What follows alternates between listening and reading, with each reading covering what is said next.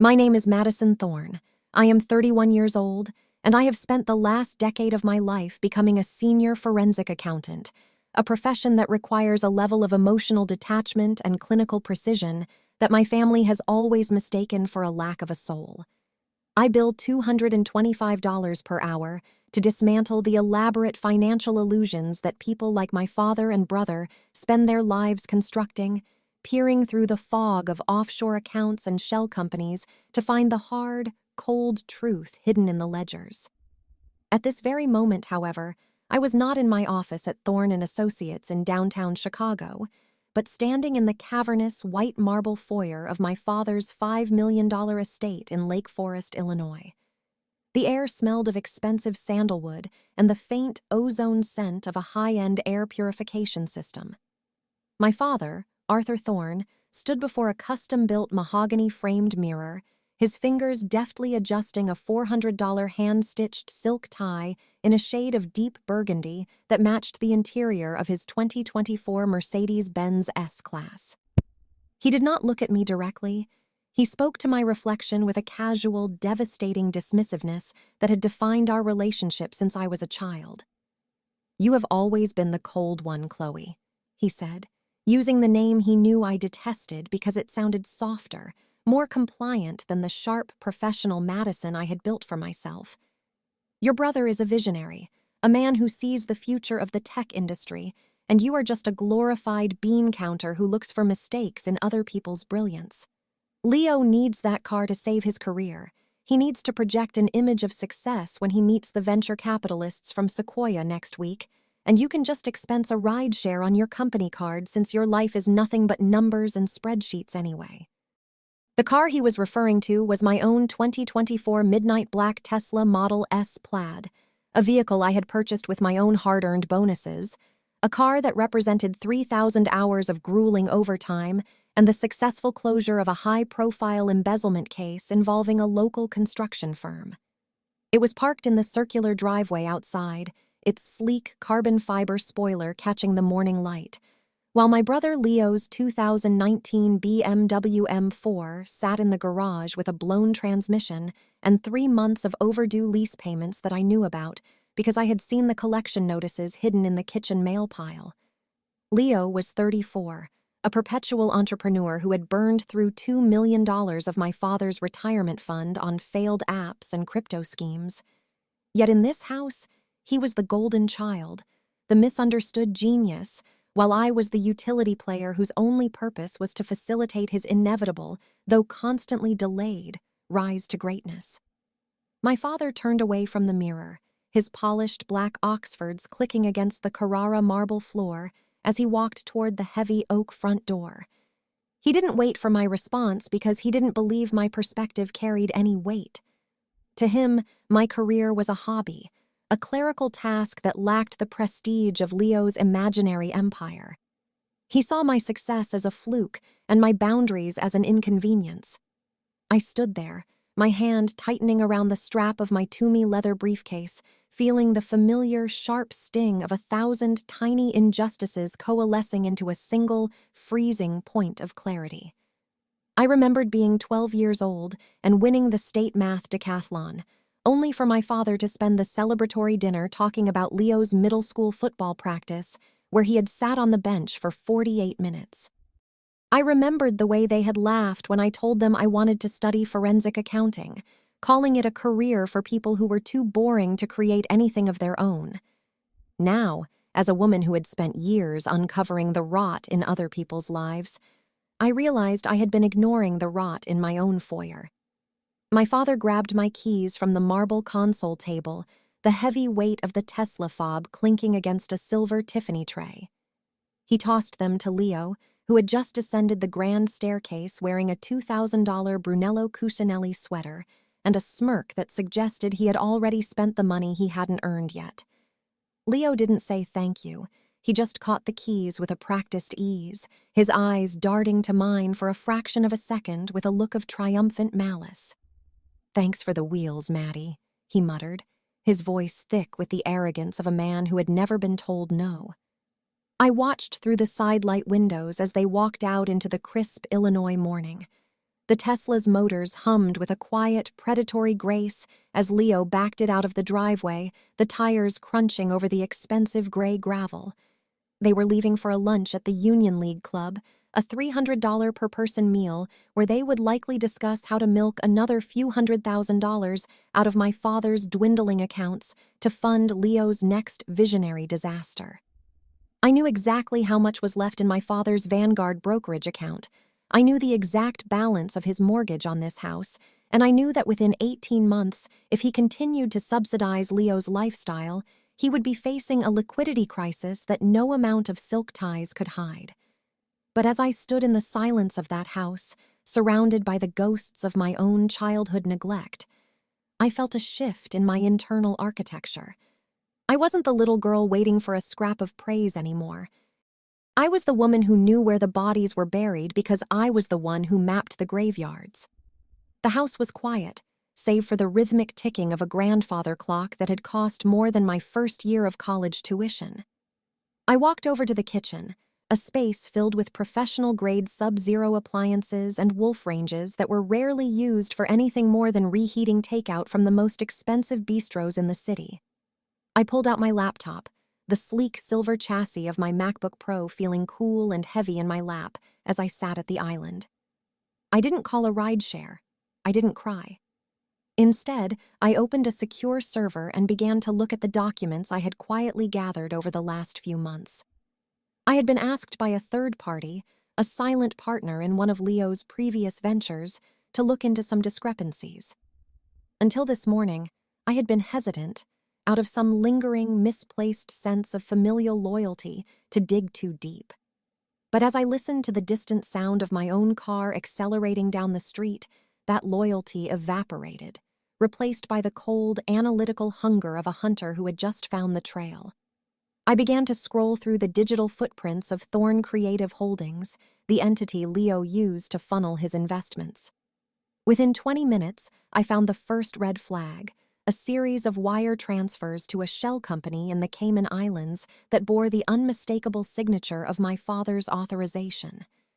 It wasn't just Leo's incompetence at play here, it was my father's desperation to keep the illusion alive. He wasn't just giving Leo money, he was moving it, hiding it from creditors, and potentially committing the kind of high-level fraud that I spent my 40-hour work weeks exposing for the federal government. My fingers moved across the trackpad with a rhythmic, mechanical precision. I saw the patterns emerging, the jagged lines of debt hidden behind rounded numbers, the fake invoices for consulting services that were never rendered, the 1099s that didn't match the bank statements. They called me a bean counter, a person who lived in the shadows of their greatness, but they forgot that the person who counts the beans is the only one who knows when the jar is empty. I thought back to my father's words, the way he had dismissed my career as an expense account. He had no idea that the very skills he mocked were the tools I would use to dismantle the pedestal he had built for his son. I thought about the 300 guests who would be at the charity gala next month, the people who viewed Arthur Thorne as a pillar of the community and Leo as the next great innovator. They were all participating in a play, a grand performance where the costumes were tailored in Milan and the set was built on a foundation of lies. I took a slow sip of the cold coffee left in a porcelain mug on the counter, the bitterness of the roast mirroring the cold resolve hardening in my chest. I wasn't just a daughter they had overlooked. I was the most dangerous person they had ever invited into their home. In my world, numbers don't lie, and they don't have favorites. They don't care about visionary dreams or silk ties or who has the best smile at a cocktail party. They are binary, absolute, and unforgiving. As I sat there, the sun began to move across the marble floor, illuminating the dust motes dancing in the air of a house that was essentially a mausoleum for a dying legacy. I felt a strange sense of peace, the kind that comes when you finally stop trying to win a game that was rigged against you from the start. I wasn't going to fight for their love anymore. I was going to fight for the truth, and the truth was that the Thorne family was a bankrupt enterprise, both financially and morally. I looked at the screen, the cursor blinking like a heartbeat, waiting for me to hit the final key that would start the process of an official audit. I thought about my Tesla being driven by a man who didn't respect it, and my father who didn't respect me. But I didn't need a rideshare. I had everything I needed right here in front of me, laid out in the cold, uncompromising light of a spreadsheet that told a story they never wanted anyone to read. I began to draft the formal report, my prose sharp and devoid of the emotional clutter they had used to keep me in my place for 3 decades. Each paragraph was a brick in a wall I was building between my future and their past. I described the 2024 Midnight Black Tesla not as a car, but as a misappropriated asset. I described the lunch at the Union League Club as an unauthorized business expense. I described my father not as a visionary, but as a co-conspirator. The deep dive was beginning, and by the time they returned home, smelling of expensive wine and the arrogance of the elite, the trap would already be set. They had spent years making me feel like I was the one who was missing something, that my focus on reality was a defect of character. But as the total at the bottom of my screen grew into the millions, I realized that my ability to see the world as it truly wasn't a burden. It was my greatest weapon. They had given me a front-row seat to their destruction and then handed me the ledger to record it. It was time to start billing for my time. The financial gap between my reality and the curated delusion of my family was not a mere crack in the foundation of our relationship. It was a vast, echoing canyon that no amount of forced holiday dinners or polite small talk could ever hope to bridge. My life is a testament to the brutal, honest physics of compound interest and the quiet discipline of a woman who understands that security is not a gift, but a fortress. You build brick by agonizing brick. I live in a 950-square-foot industrial loft in a converted warehouse in downtown Chicago, a space defined by its exposed red brick walls, 12-foot ceilings with original Douglas fir beams, and massive steel-framed windows that look out over the gray, churning waters of the Chicago River. I paid $415,000 for this sanctuary, a sum that represented 5 grueling years of living on cardboard-tasting ramen, drinking generic store-brand coffee that left a metallic tang on my tongue, and wearing the same 3 professional blazers until the elbows were translucent from wear. Every penny of my $31,000 down payment was scraped together from 60-hour work weeks and the sacrifice of every luxury my peers took for granted. Yet in the vaulted ceilings of my father's Lake Forest mansion, my independence was viewed not as an achievement, but as an act of cold, calculated defiance. I chose my home because it was honest, its raw concrete floors reflecting the unvarnished truth of my labor, a stark contrast to the life of my brother, Tyler, who at 34 years old had managed to turn failure into a full-time profession.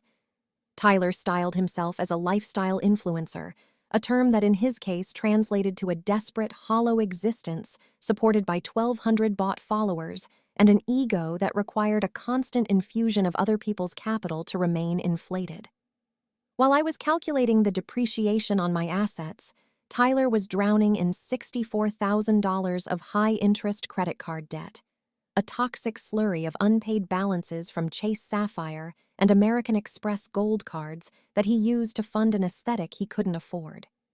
To the world of Instagram, he was a man of leisure and high fashion, but to the forensic eye, he was a walking bankruptcy, a man whose entire identity was a house of cards held together by the misplaced indulgence of our parents.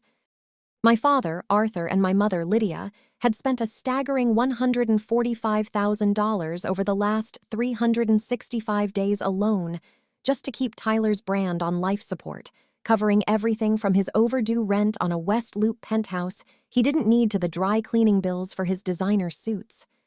The hypocrisy of our family dynamic was a thick, suffocating fog that filled the rooms of their estate, especially when the conversation inevitably turned to my refusal to participate in their collective madness.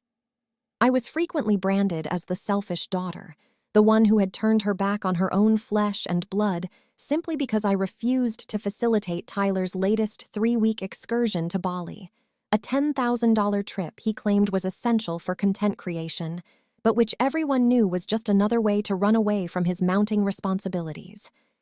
My parents would sit across from me at their polished mahogany dining table, the candlelight reflecting off the heavy sterling silver flatware, and lecture me on the importance of family support while Tyler scrolled through his feed, oblivious to the fact that the very steak he was eating was paid for by a home equity line of credit my father had quietly opened 6 months prior. They didn't see the midnight blue 2024 BMW X5. I had parked in their driveway as a symbol of my hard work, even though I had meticulously saved for the $12,000 down payment and religiously managed the $890 monthly installments from my own salary. To them, my car was a sign of my greed, a luxury I should have foregone so that I could settle Tyler's outstanding bills at the Equinox gym or pay off the interest on his mounting debt to various high-end boutiques on Michigan Avenue. I remember one specific evening when the tension reached a breaking point, the air in the dining room heavy with the scent of roasted rosemary and the unspoken resentment that always simmered beneath the surface of our interactions. My father had leaned back in his chair, his eyes narrowing as he looked at me over the rim of a glass of vintage Cabernet that cost more than my weekly grocery budget, and asked me why I couldn't just be a little more generous with my brother. He spoke about Tyler's vision and his potential to become a major voice in the digital space, ignoring the cold, hard data in my head that told me Tyler's engagement rate was less than 1% and that 90% of his followers were bot accounts based in Eastern Europe. When I pointed out that $64,000 in consumer debt was a financial emergency that no amount of Bali sunsets could fix, my mother had gasped as if I had struck her, accusing me of having a heart made of ice and calculators. They didn't want to hear about debt-to-income ratios or the reality of a 34-year-old man with no retirement savings and a negative net worth. They wanted me to be the safety net that caught him every time he jumped without a parachute. My BMW X5 was more than just a vehicle to me. It was a mobile sanctuary, its leather interior smelling of success and safety, a sharp contrast to the chaotic, debt-ridden atmosphere of my childhood home. I took pride in every mile I drove, knowing that every gear shift was powered by my own agency. Yet my parents treated my financial stability like a personal insult to their parenting. They couldn't understand that my refusal to fund Tyler's lifestyle was an act of love for the truth, a refusal to lie to him the way they had lied to themselves for 3 decades. They saw my 950-square-foot loft as a cold, lonely place, failing to realize that every square inch of that property was mine, unencumbered by the guilt or the strings that came with their filtered, subsidized existence. I had spent years watching them pour money into the bottomless pit of Tyler's vanity, seeing $145,000 vanish into thin air with nothing to show for it but a few blurry photos of infinity pools and avocado toast. The resentment they felt toward me was a projection of their own fear, a realization that while I was building a future of steel and stone, they were mortgaging their retirement to pay for a ghost. Tyler would sit there in his $200 t-shirts, complaining about the lighting in the room or the speed of the Wi-Fi, completely unaware that his entire world was a subsidized theater production where I was the only person who had read the closing notices. My parents called me selfish because I wouldn't let them bleed me dry to keep the curtain from falling. But I knew that the greatest unkindness you can do to a person is to protect them from the consequences of their own choices. Every time I sat in my BMW, the engine purring with a precision that Tyler's life lacked, I was reminded that the numbers never lied, even when the people who shared your DNA did. I thought about the $145,000 my parents had wasted, and I calculated how many years of nursing home care that would have provided for them, or how it could have been invested in a diversified portfolio to ensure they never had to worry about a rising utility bill. But in the Thorne household, the future was always sacrificed on the altar of the immediate ego, and I was the heretic who dared to suggest that the gods of social media were not worth the tithe. My brother's influencer career was a sinking ship, and my parents were trying to bail out the ocean with a silver teaspoon, screaming at me for not handing them a bucket made of my own savings. I stood my ground in that industrial loft, surrounded by my books and my ledgers, knowing that when the final audit of our family came, I would be the only one with a balance sheet that didn't require an apology or a bailout. They could keep their Bali trips and their 1,200 followers. I would keep my 950 square feet of honesty and the midnight blue car that took me wherever I wanted to go, far away from the canyon of their disappointment. The evening would usually end with Tyler making a grand exit to some exclusive club where he would put another $400 on a maxed-out credit card, and my parents would sigh and look at me as if I were the one who had failed them.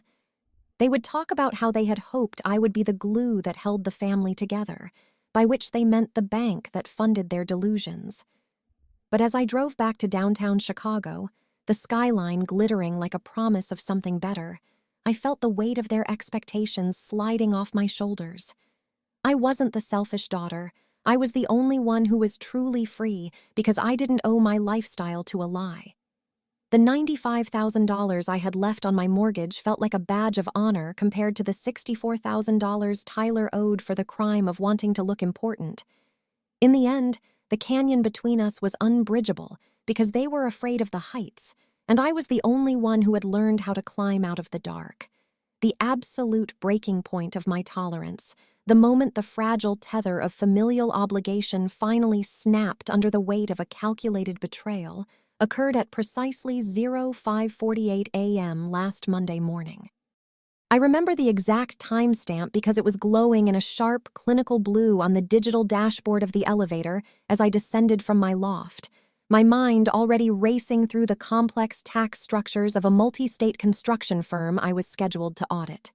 I was dressed in a charcoal gray Boss power suit that cost $1,200, carrying my Toomey briefcase filled with high-resolution scans of suspicious ledgers, and my hand was already reaching into my pocket for the weighted metal fob of my midnight blue 2024 BMW X5.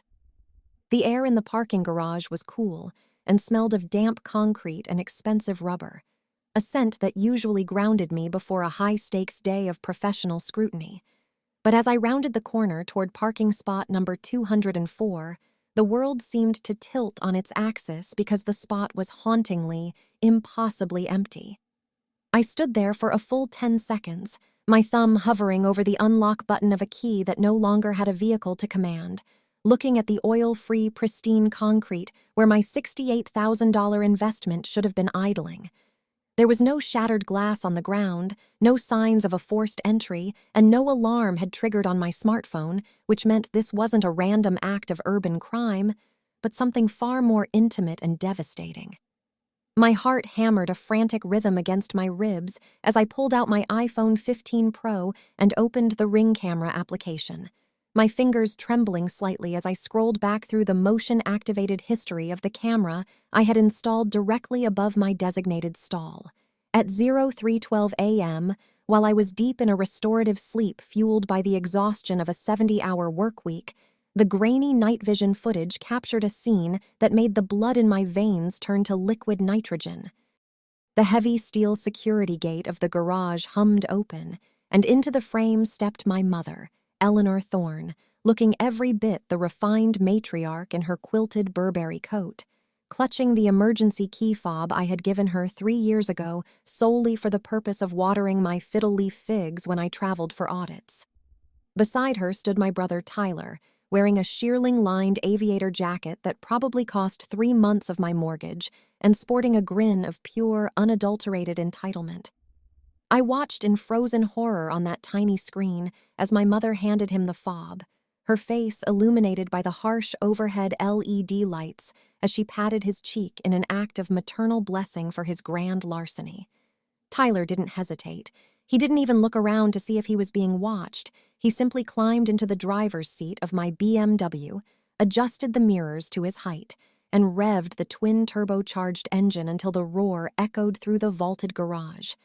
The video concluded with him peeling out of the spot, the screech of my Pirelli tires leaving black marks on the floor as he sped toward the exit, while my mother waved him off like he was heading to his first day of kindergarten instead of stealing a vehicle from the daughter who actually paid the bills.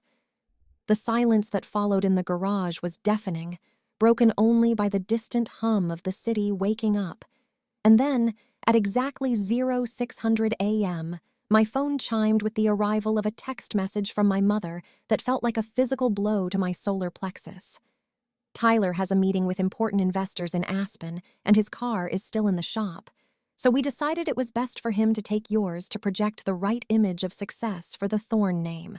The message read, the words appearing in a cheerful green bubble that mocked my professional devastation.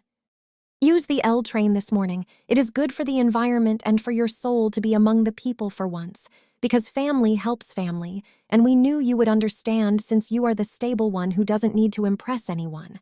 Signed, Mom. I leaned against the cold concrete pillar of the garage, the rough texture catching on the fine wool of my blazer, and felt a cold, analytical rage begin to supersede the initial shock of the theft.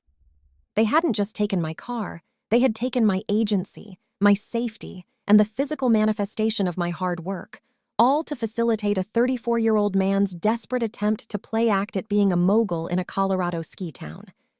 The logistics of the betrayal began to click into place with the precision of a forensic ledger. I realized that Tyler was likely already halfway across Iowa or Nebraska, pushing my engine to its limits on a 1,000-mile road trip he hadn't asked permission for and wouldn't pay a dime in gas or wear and tear to complete. He was heading to Aspen, a place where the median hotel room during peak season costs $900 a night, probably charging the entire trip to a credit card my father would eventually have to bail out, while I was being told to take the Blue Line train like a college student.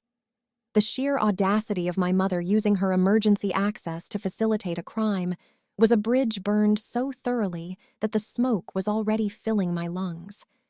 I looked at the text again, the phrase "family helps family" standing out like a jagged piece of glass, a mantra they used only when it was time to extract resources from me, and never when I needed the basic respect of a phone call before they handed my keys to a man with $64,000 in debt and a history of reckless driving. I walked out of the garage and toward the nearest CTA station, the wind off the Chicago River biting through my clothes, my mind working through the legal and financial implications of what had just occurred.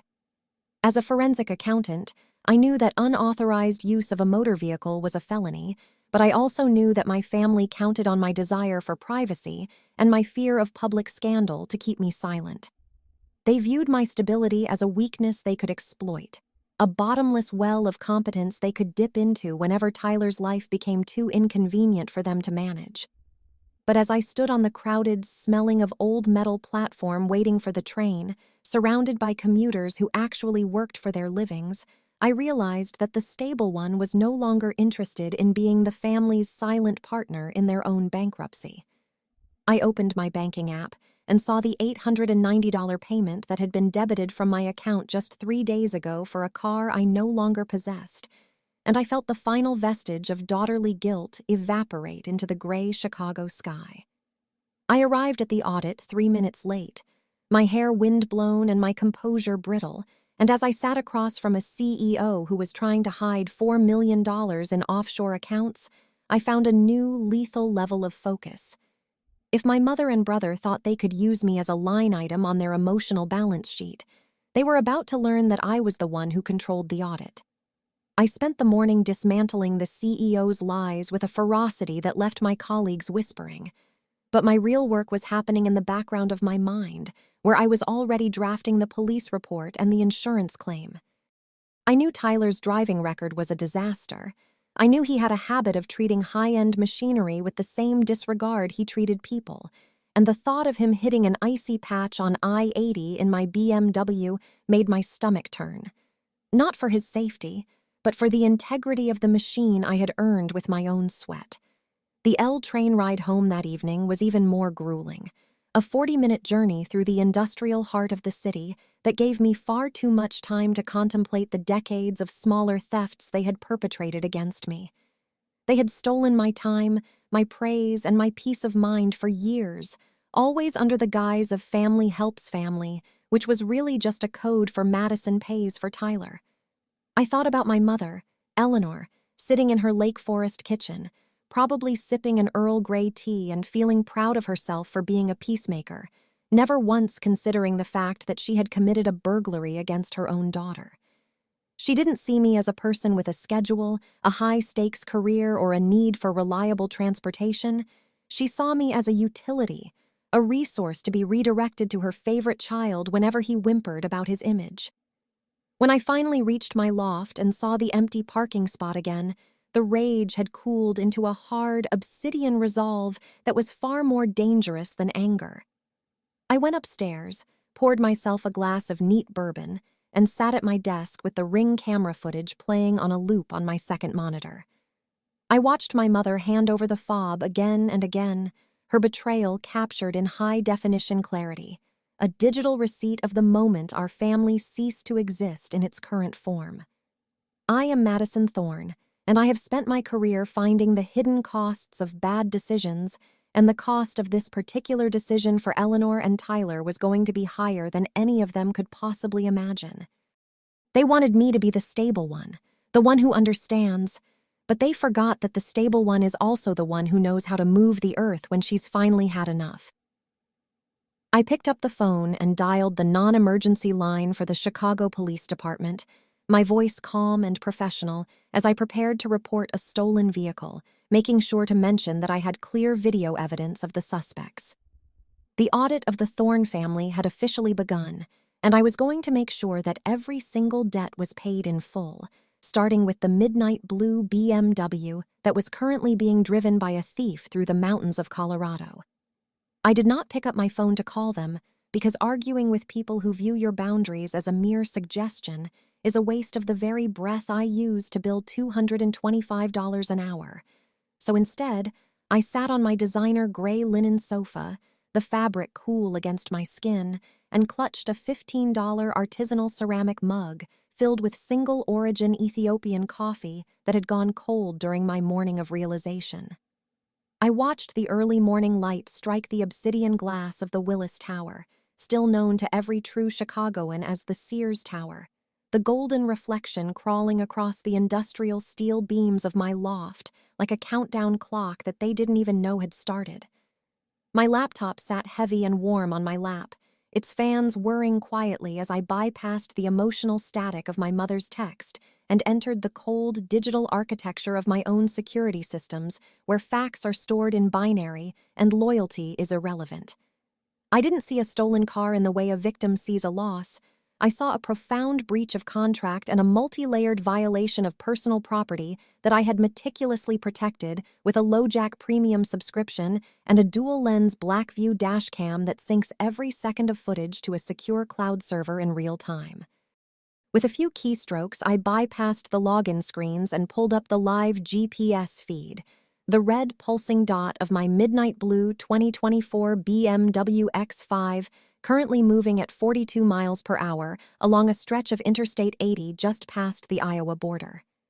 My eyes narrowed as I activated the remote interior audio and the front-facing camera feed, the high-definition image snapping into focus to reveal my brother Tyler's face bathed in the glow of my own dashboard lights.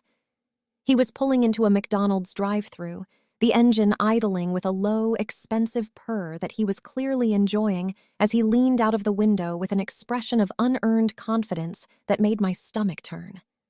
I watched and listened through my Bose noise-canceling headphones as he ordered a large breakfast meal and then proceeded to brag to the teenage cashier about his new ride, claiming he had just picked it up for his trip to Aspen to close a major tech deal. He tapped the leather-wrapped steering wheel with his manicured nails, a wheel I had spent months saving for, and told the girl that he usually drove a Ferrari but wanted something more rugged for the mountains, a lie so transparent and pathetic that it would have been laughable if it wasn't being told inside a vehicle he had effectively shoplifted from his own sister. In that moment, I felt a distinct physical click in the center of my chest, a mechanical shifting of my internal gears that I had felt many times during high-stakes corporate investigations when a CEO finally slipped up and handed me the smoking gun. The daughter setting, that soft, flickering part of my soul that still hoped for a crumb of genuine parental approval or a moment of sibling respect, was abruptly turned off, replaced by the cold, blue-lit precision of the forensic auditor setting that had made me the youngest senior associate in my firm's history. This was no longer a family dispute about a borrowed car.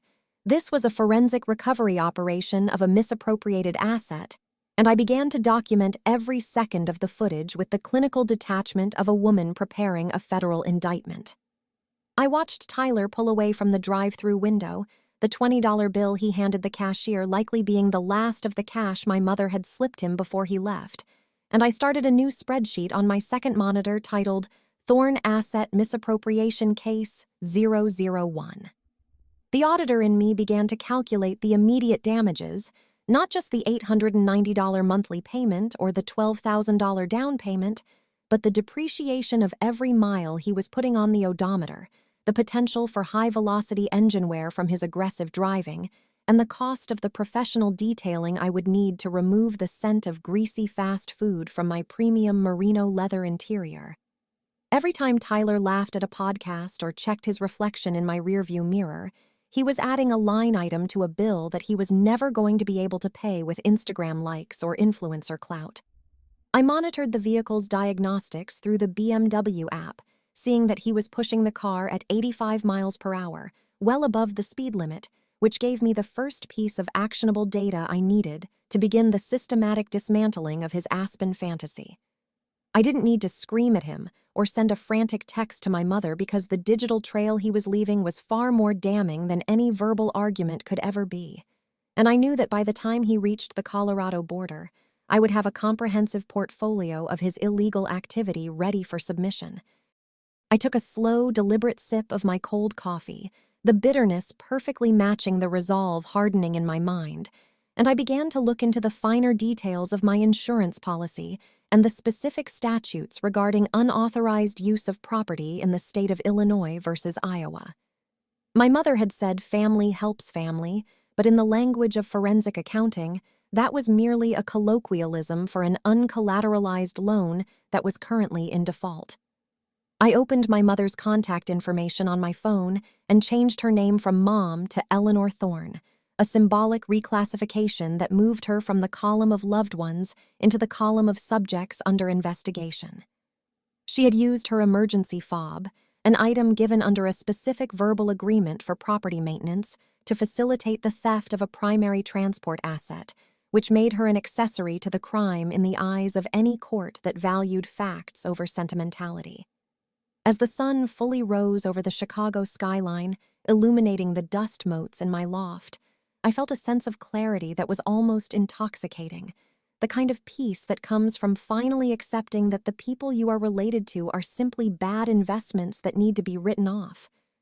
I started drafting a formal demand letter, not to Tyler, but to my parents' homeowners insurance and my father's brokerage firm, notifying them of a pending claim regarding the theft of my vehicle facilitated by an authorized key holder.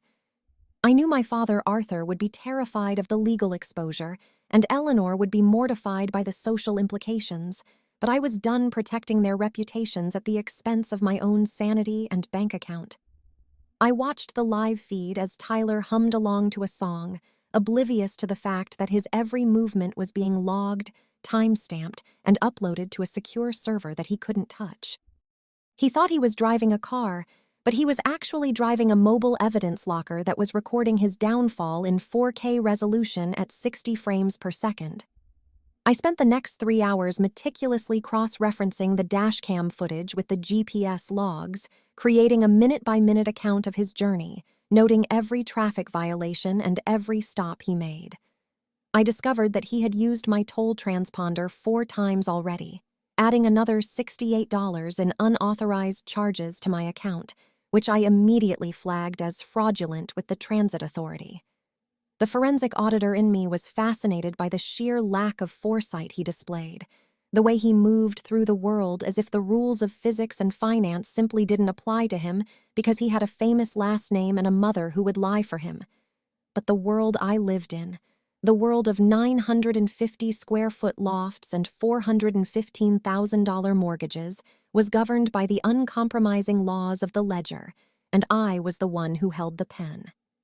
I looked at the artisanal mug in my hand, a small luxury I had allowed myself after a particularly grueling tax season, and I realized that my family had spent 31 years trying to make me feel small for my precision, for my coldness, when in reality, that precision was the only thing that had ever kept me afloat while they were drowning in their own pretension. They called me a bean counter because I knew the value of $1, but they forgot that when you count the beans long enough, you realize when someone is stealing from the jar. I wasn't just going to get my car back. I was going to ensure that the cost of this particular ride was so high that Tyler would never be able to look at a BMW again without feeling the phantom weight of a pair of handcuffs. The live feed showed him crossing into Nebraska, the flat landscape stretching out before him like his own empty future, and I felt a grim satisfaction as I hit the save button on the first chapter of his audit. My phone buzzed again with a message from my father, likely a follow-up to Eleanor's text, telling me to stop being dramatic and that Tyler would be back in a week, but I didn't even unlock the screen to read it. I didn't need to hear their excuses or their justifications for why my life was always secondary to Tyler's whims, because I had the only data that mattered. I had the video of the theft, the GPS logs of the flight, and the remote access to a vehicle that I could, if I chose, disable with a single command from my laptop once he was in a sufficiently inconvenient location. But I wasn't going to stop him yet. I wanted him to get all the way to Aspen.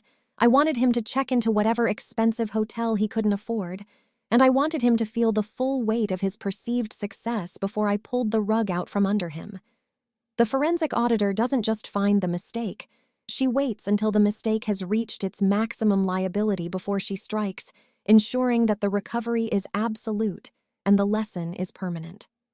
I sat back on my sofa, the Sears Tower now gleaming in the full strength of the morning sun, and I began the process of filing the official police report through the online portal, attaching the link to the cloud-stored footage of my mother handing over the keys.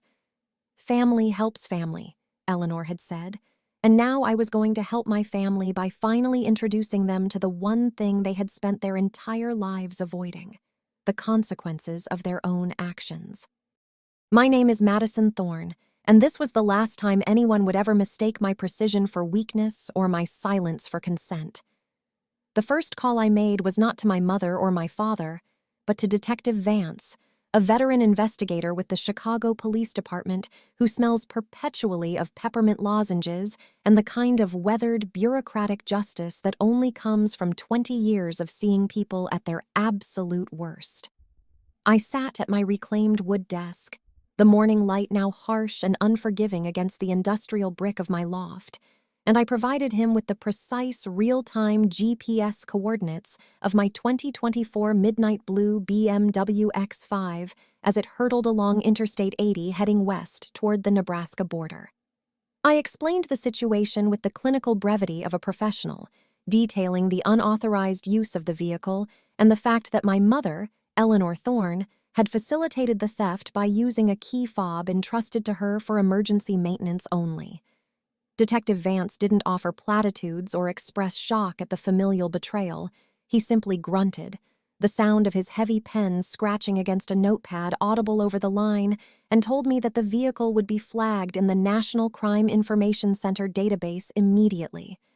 Once that call was concluded, I reached out to my mentor and the most formidable legal mind I have ever encountered, Sarah Jenkins, a shark of a litigator who treats the courtroom like a hunting ground and bills $450 an hour to ensure her clients never have to compromise.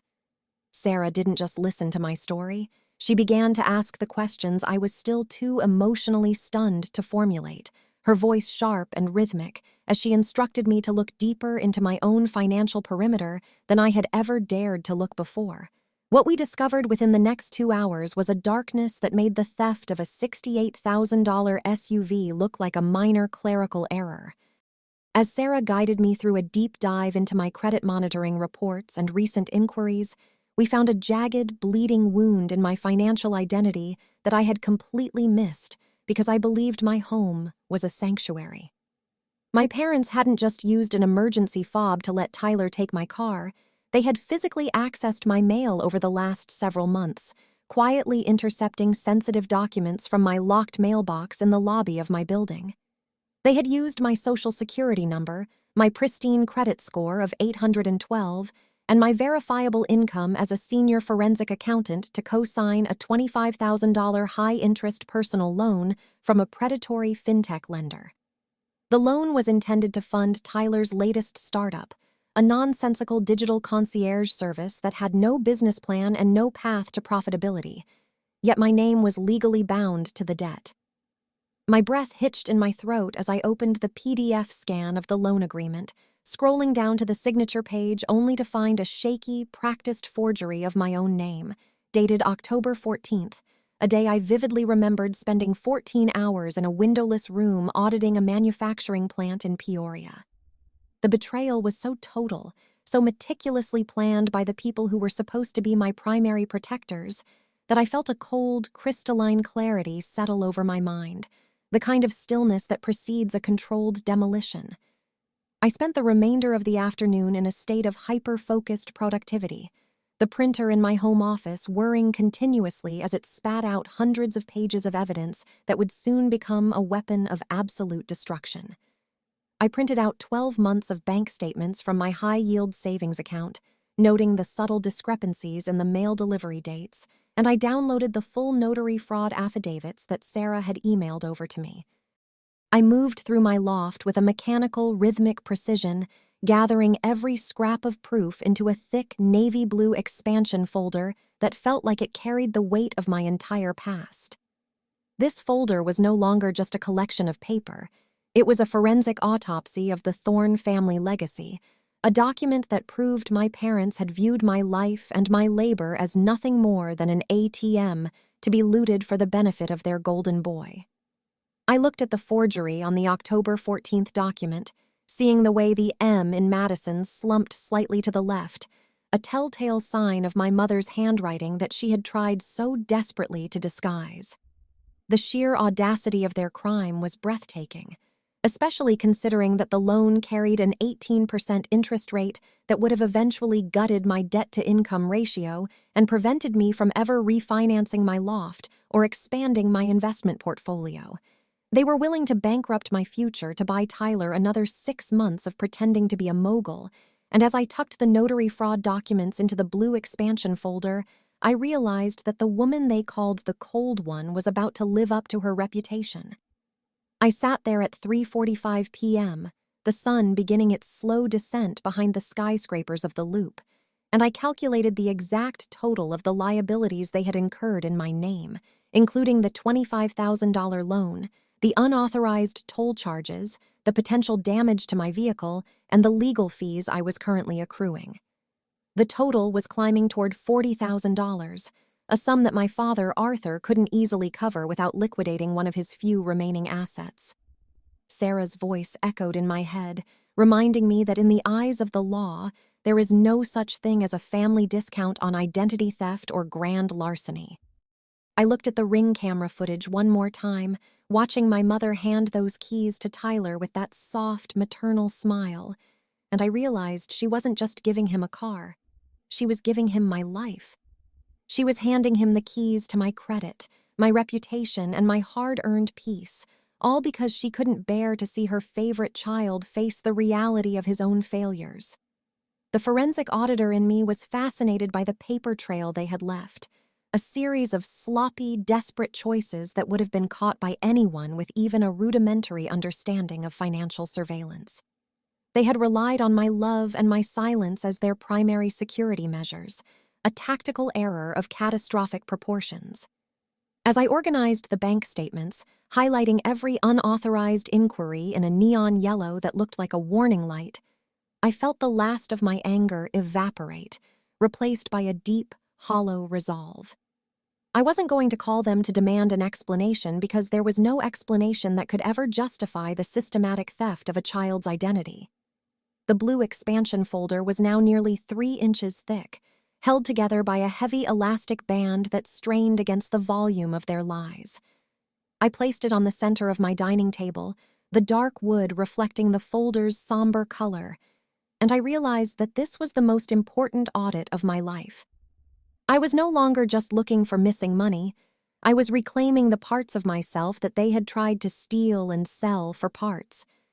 I thought about Tyler, probably cruising through the Nebraska plains right now, singing along to the radio in my BMW and dreaming of Aspen suites, completely unaware that his sister had already dismantled the engine of his entire existence.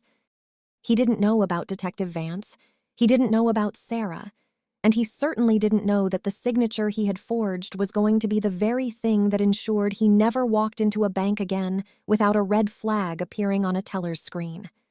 My parents had spent 31 years telling me that family helps family, but they had never once mentioned the cost of that help or the fact that it was a one-way street leading directly into my bank account.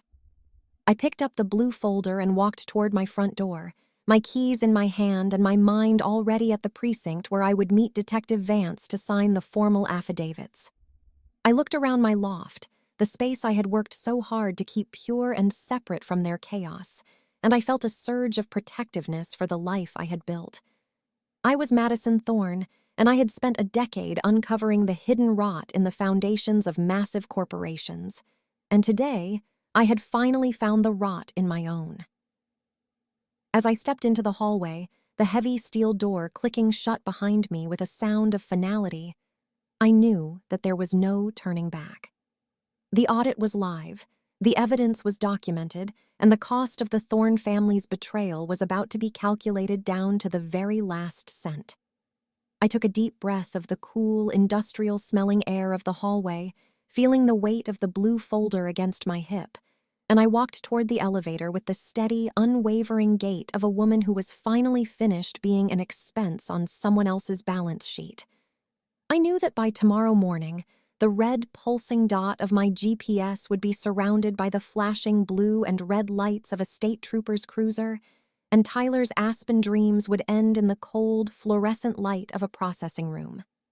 I knew that my mother would cry and my father would rage about the Thorne name, but none of it mattered anymore because the numbers on the pages in my folder were the only truth left. They had gambled with my identity, and they had lost, and now it was time for the forensic auditor to collect on the debt. I reached the lobby and stepped out into the crisp Chicago evening, the wind whipping off the lake and stinging my cheeks, a sensation that felt more honest than anything my parents had said to me in a decade.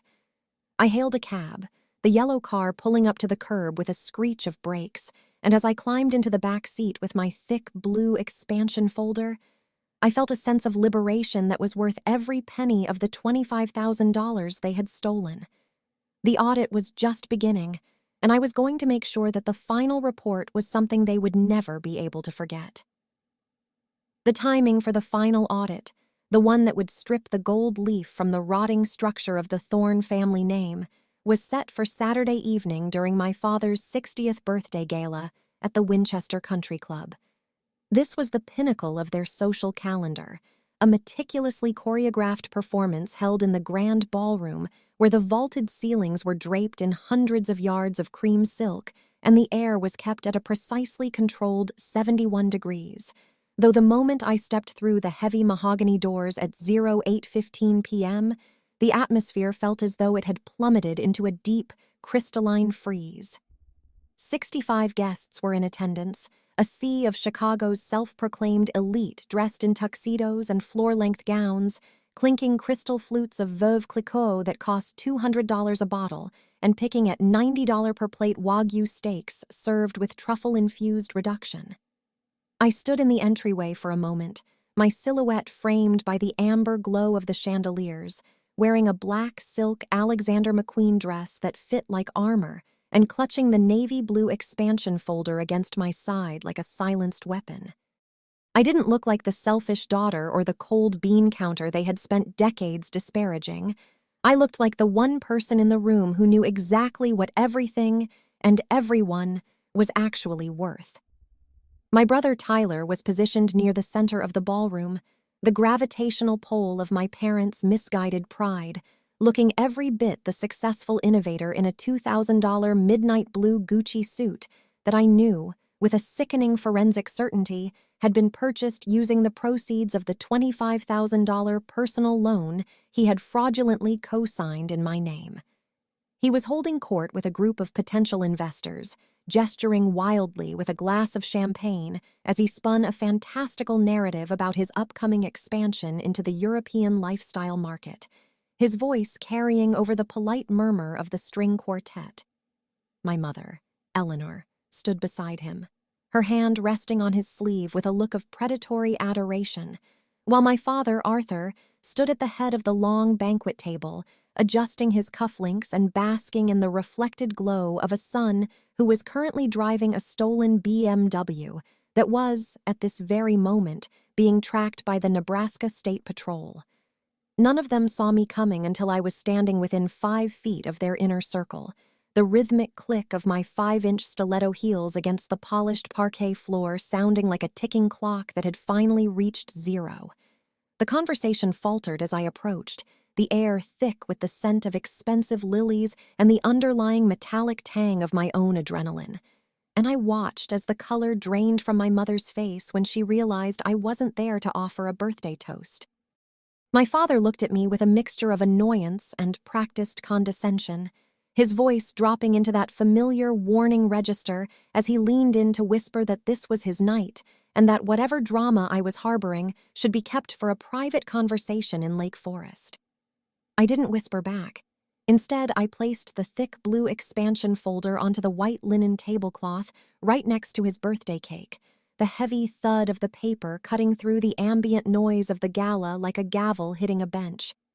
I didn't just see my family in that moment. I saw a criminal enterprise that had mistaken my silence for bankruptcy, and as I opened the folder to reveal the first page, the high-definition Ring camera footage of my mother handing over my car keys at 03:12 a.m., I felt the last vestige of my daughterly hesitation evaporate. The forensic auditor in me took full control of the room, my voice steady and projected with a clinical authority that forced the surrounding guests to turn their heads in curious silence.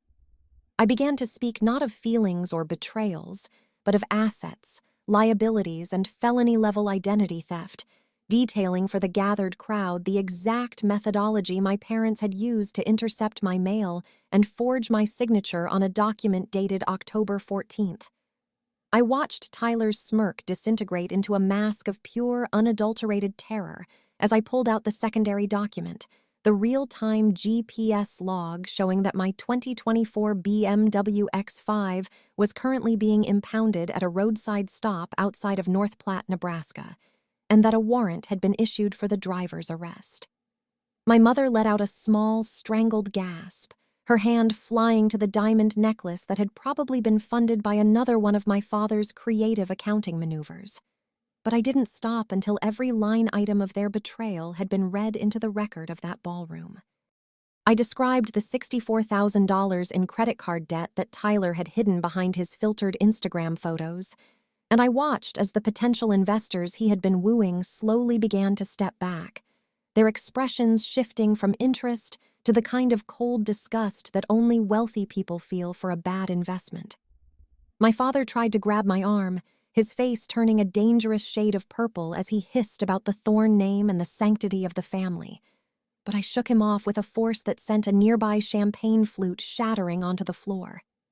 "The Thorne name is a bankrupt brand, Arthur," I said, using his first name for the first time in my life, "and this folder is the final audit that proves you've been subsidizing a lifestyle you can't afford with money you didn't earn." The room was so silent now that I could hear the hum of the cooling system and the distant sound of a silver tray being lowered by a confused server. And in that silence, the weight of 31 years of being the overlooked daughter finally lifted. I looked at Tyler, who was trembling in his stolen Gucci suit, and I felt a brief, hollow flash of pity for a man who had never known the satisfaction of earning his own way, before I turned back to the blue folder and produced the final piece of evidence, the formal police report I had filed with Detective Vance only 4 hours prior. I informed my father, loud enough for the board members of his golf club to hear, that the forensic evidence of the loan forgery had already been submitted to the district attorney, and that his homeowner's insurance was currently being served with a subrogation claim for the theft of my vehicle. This gala wasn't a celebration of a legacy, it was a funeral for a lie, and I was the one who had written the eulogy in 12-point Times New Roman on high bond paper. Eleanor began to sob, a theatrical, desperate sound that usually would have sent me running to comfort her. But today it just sounded like a poorly rehearsed scene in a play that had finally closed. The guests began to filter out of the ballroom in a hurried, awkward exodus, their $90 steaks left half-eaten on the tables as they tried to distance themselves from the radioactive explosion of the Thorne family reputation. I stood my ground as my father began to scream about my coldness, about how I was destroying my own flesh and blood over a car and a few $1,000s. But his words had no power over me anymore because I had the data and he only had the drama. "You called me a bean counter," I reminded him as I started to pack the documents back into the navy blue expansion folder with the same methodical care I used at the office, "but you forgot that the person who counts the beans is the only one who knows when the harvest is rotten." I walked out of the Winchester Country Club at 09:45 p.m., the cool night air hitting my face with a sweetness I hadn't felt in years, leaving them in the ruins of their $60,000 party. I drove back to my industrial loft in a rideshare, my mind already calculating the next steps of the legal recovery process. But for the first time in a decade, I didn't feel the need to check my banking app to see if I was still safe. I reached my 950-square-foot sanctuary, the exposed brick walls and the view of the Sears Tower welcoming me home with their unvarnished honesty. And I sat on my gray linen sofa with a sense of peace that was deeper than any ocean. My name is Madison Thorne. I am 31 years old, and I have finally completed the most difficult audit of my career by realizing that the greatest liability in my life was the expectation that I had to pay for a love that was never for sale. I looked at the empty space in the hallway where the blue expansion folder sat, a testament to the truth I had uncovered, and I knew that while the Thorne name might be tarnished, my own signature was now worth more than it had ever been because it finally belonged only to me. The audit was closed, the debt was being collected, and for the first time in my life, the balance sheet was perfectly, beautifully, and uncompromisingly clear. I took a deep breath, the scent of my own home filling my lungs, and I realized that being the cold one wasn't a defect of character. It was the clarity required to survive a house of glass. And as the lights of Chicago twinkled outside my window, I knew I was finally, truly, out of the shadows. The air in the grand ballroom of the Winchester Country Club was thick with the scent of lilies and the metallic tang of high society desperation. As I stood at the center of the room, the controlled 71-degree climate control doing nothing to quell the heat of the betrayal radiating from my parents' frozen faces. I did not wait for the towering 4-tier birthday cake to be sliced, nor did I wait for the planned accolades to be showered upon my father for a legacy built on the hollow promises of a failing real estate empire. Instead, I reached out with a steady hand and tapped a heavy sterling silver spoon against a delicate crystal flute of $200 champagne. The sharp, piercing ring of metal on glass sliced through the low murmur of 65 guests, and the soft, repetitive melody of the string quartet, commanding a silence so absolute that I could hear the faint hum of the professional-grade sub-zero refrigerators in the distant kitchen. "A toast to Arthur," I began, my voice projecting with the clinical, unshakable authority of a woman who spent her 40-hour work weeks dismantling the lies of corporate giants, and a toast to Tyler's spectacular new investments that have been the talk of this evening's festivities. I didn't blink as I reached into my navy blue expansion folder and began to systematically pass out the evening's real party favors, which were not the gold-leafed chocolates my mother had carefully selected, but high-resolution photocopies of the real-time GPS logs, the forged $25,000 loan application, and the official police report for Grand Theft Auto. I walked slowly around the perimeter of the primary banquet table, placing a set of the documents in front of the club's board of directors and the very venture capitalists Tyler had been attempting to swindle with his fictional expansion plans, ensuring that every person in that room saw the black and white evidence of the Thorne family's moral bankruptcy. My father, Arthur, stood at the head of the table, his face a terrifying shade of mottled crimson that clashed with his $400 silk tie, his chest heaving with a heavy and ragged breathing that sounded like the mechanical failure of an old engine. Tyler was arrested exactly 3 hours ago at a highway rest stop outside of North Platte, Nebraska, I said calmly, my words falling like heavy stones into the silent room as I looked directly at my mother, whose hand was trembling so violently that her glass of vintage Cabernet finally slipped from her fingers. The glass shattered against the pristine white Carrara marble floor with a sound like a gunshot, the deep red liquid splattering across her silk hem and pooling outward until it looked like a literal crime scene under the glow of the crystal chandeliers. "And Mom," I continued, my gaze never wavering from her panicked, tear-filled eyes, "you should know that the Chicago Police Department and Detective Vance have already processed the notary fraud affidavits, and the officers will be at your front door in Lake Forest by 10 o'clock tonight to take your statement regarding identity theft and felony bank fraud." The silence that followed was visceral, a vacuum of sound that seemed to suck the oxygen out of the room as 65 members of the social elite stared at the documents in their hands, their eyes darting from the forged signature on the October 14th loan to the grainy image of my mother handing over my car keys in the middle of the night. I watched as the reality of the situation began to settle into the marrow of their bones. The realization that the golden boy was currently in a cold, fluorescent-lit processing room in a state he had no business being in, and that the matriarch of the family was facing a prison sentence for the sake of a lifestyle she couldn't afford. My father tried to speak, his mouth opening and closing like a landed fish, but no sound came out except for that terrifying, labored wheezing, while my mother sank into her velvet-backed chair, her face a mask of ruined porcelain as she looked at the red wine spreading across the floor.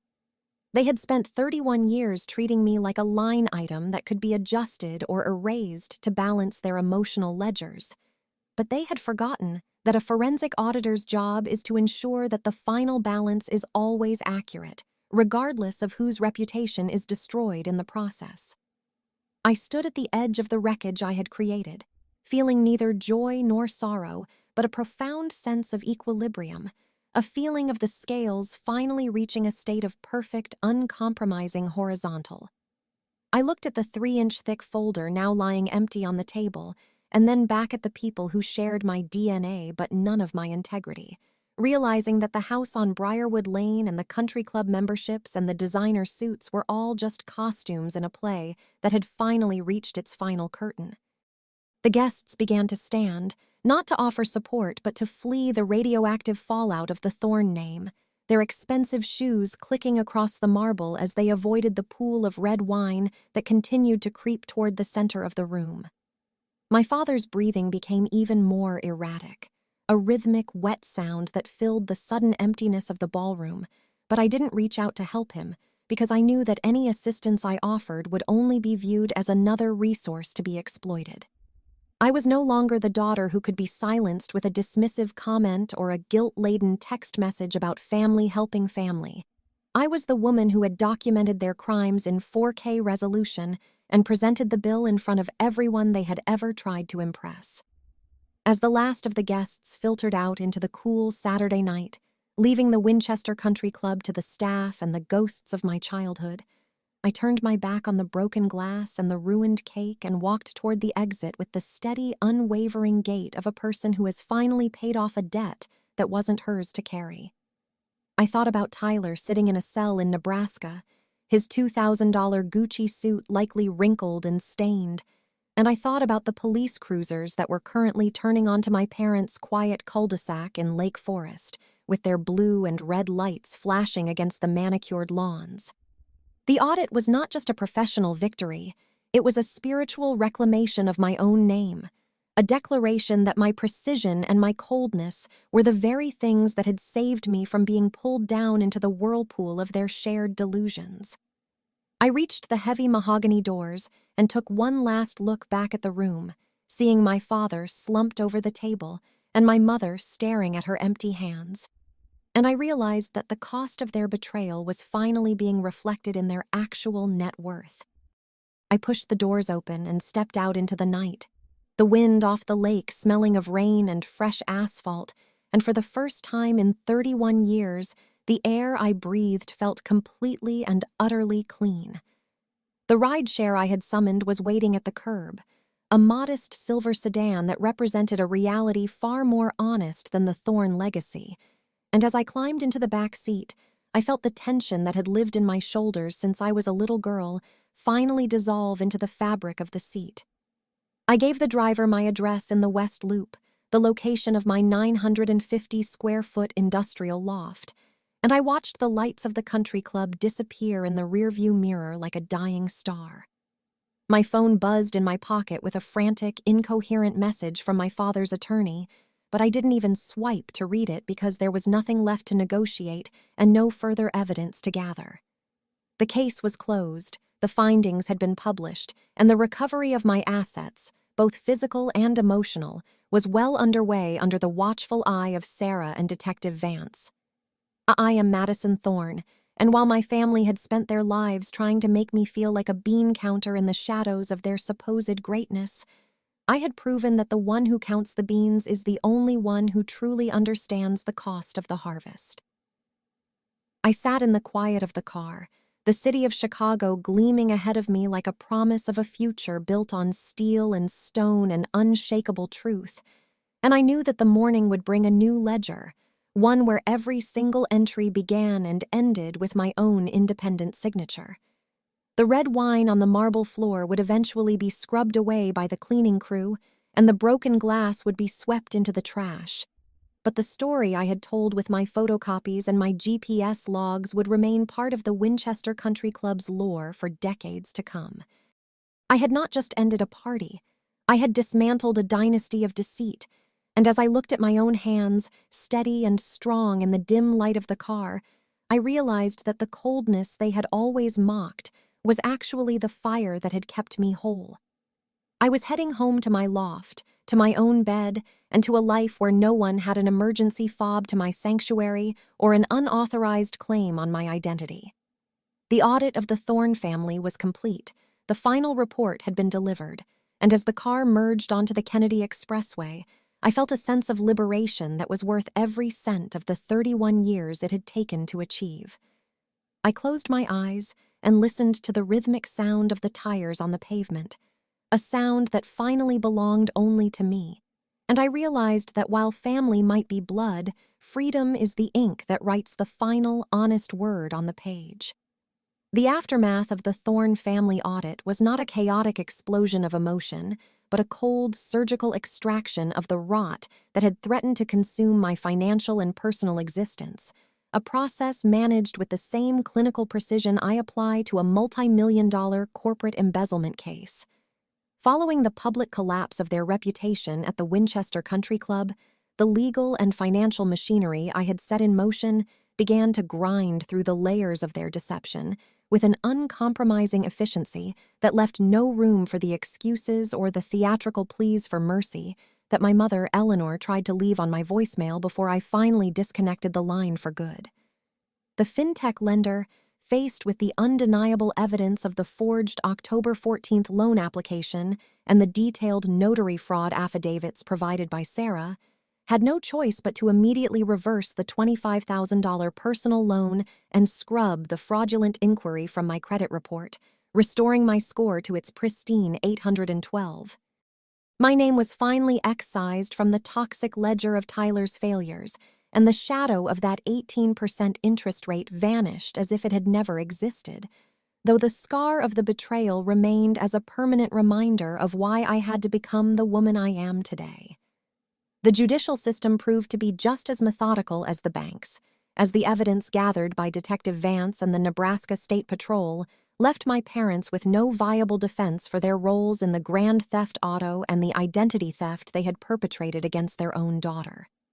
My father and mother were forced to stand in a cold, fluorescent-lit courtroom and plead guilty to a series of felony-level charges, resulting in a sentence of 3 to 5 years of strict probation and a staggering schedule of court-ordered fines that effectively drained the remains of my father's Vanguard brokerage account. to satisfy the immediate civil judgments and the $18,400 in legal fees I had accrued while Sarah dismantled their lies. My parents were forced to liquidate the last of their subsidized delusions, including the high-end rented garage in the West Loop that Tyler had been calling his corporate headquarters. I watched from a distance as the industrial-sized glass desks, the designer ergonomic chairs, and the rows of unused high-end monitors were sold off at a fraction of their value to cover the cost of the professional services I had required to protect myself from their greed. Tyler's office, the empty shell where he had spent months pretending to be a visionary while spending my stolen money, was hollowed out in a single afternoon, leaving nothing behind but the faint scent of expensive cologne and the echoes of his unearned confidence. My brother's legal journey was even more punishing, as the state of Nebraska took a particularly dim view of a 34-year-old man driving a stolen $68,000 vehicle through their jurisdiction with a trunk full of designer clothes he couldn't afford. By the time his legal counsel managed to negotiate his return to Illinois, the damage to his digital brand was absolute, his 1,200 followers having evaporated the moment the news of the Thorne family fraud hit the local business journals. He is now a man with a felony record and $64,000 in consumer debt that I will never, under any circumstances, help him settle, a reality that seems to have aged him a decade in the span of a single month. My mother's once polished social circle in Lake Forest has closed its doors to her, the invitations to charity galas and bridge tournaments replaced by the mandatory check-ins with a probation officer and the crushing weight of public shame that she so desperately tried to avoid. They had spent 31 years trying to make me the insurance policy for their poor decisions. But in the end, the policy was canceled, and the premium they had to pay for their betrayal was the very lifestyle they had valued more than my dignity. I did not stick around to watch the final pieces of their world fall apart, nor did I provide them with the satisfaction of an audience for their apologies, which were really just requests for more resources disguised as remorse. Instead, I took the $8,400 in restitution I received and used it to secure a new level of peace, moving from my industrial loft into a ultra-secure residential tower in the Gold Coast that features 24/7 armed security, biometric elevator access, and a concierge service that handles every piece of mail with a level of scrutiny that ensures my identity will never be compromised again. I changed my phone number, deleted my social media presence, and instructed the security team that no one named Thorne is to be granted access to the building under any circumstances, effectively turning my life into a fortress of my own design. I now spend my evenings in a space that is as quiet as a sanctuary, the only sound being the rhythmic ticking of a high-end wall clock and the soft hum of my laptop as I continue to build a career that is entirely unencumbered by the weight of familial expectation. The silence I have achieved is not the silence of loneliness, but the silence of a paid-off debt, a profound and beautiful stillness that allows me to breathe without the constant underlying vibration of someone else's chaos. I sit on my new terrace, 30 floors above the street, and look out over the glittering expanse of Lake Michigan, realizing that the $15 artisanal mug I hold in my hand is now a symbol of a life that is entirely mine, bought and paid for with my own labor and protected by my own boundaries. I am Madison Thorne, and for 31 years I was told that family was the most important asset I possessed. But the forensic audit of my life proved that family was actually the greatest liability I had ever carried on my balance sheet. I have cleared the ledger, I have written off the losses, and I have moved the remaining capital of my soul into a high-yield account that only I can access. The silence is absolute, the security is unshakable, and for the first time in my life, the person staring back at me in the mirror is not a daughter, a sister, or an expense account, but a woman who is finally, perfectly, and uncompromisingly free. Family is not the blood that runs through your veins. It is not the name on your birth certificate, and it is certainly not the people who treat your success as a community resource to be looted. Family is the truth you choose to live, the people who respect the lines you draw in the sand, and the quiet knowledge that you do not owe your future to those who tried to steal your past. I have realized that the greatest act of love I could ever perform for myself was to stop waiting for them to be the people I needed and to start being the person I deserved to be. The 3 to 5 years of probation my parents are serving is a small price to pay for the decades of emotional theft they perpetrated, and while they spend their time navigating the restrictions of the law, I will spend mine navigating the limitless possibilities of my own independence. I am no longer the cold one. I am the clear one, the one who saw the rot and had the courage to cut it out before it reached the heart. And as the sun sets over Chicago, painting the sky in shades of deep indigo and gold, I know that the most valuable thing I own is the silence I finally paid for in full. My life is no longer a story written by Arthur and Eleanor Thorne.